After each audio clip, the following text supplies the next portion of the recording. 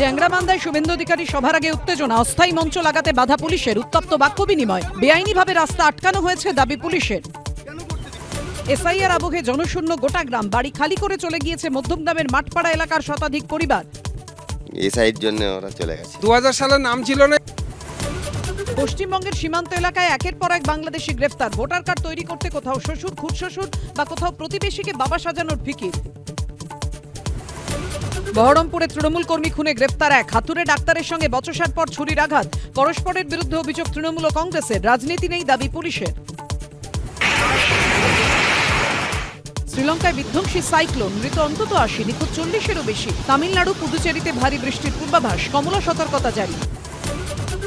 গৌড়বঙ্গের অসনা বিলাস, মালদার ইংরেজ বাজারে জমজমাট খাইবার পাস, হরেক পদ রকমারি স্বাদ, চলবে রবিবার পর্যন্ত।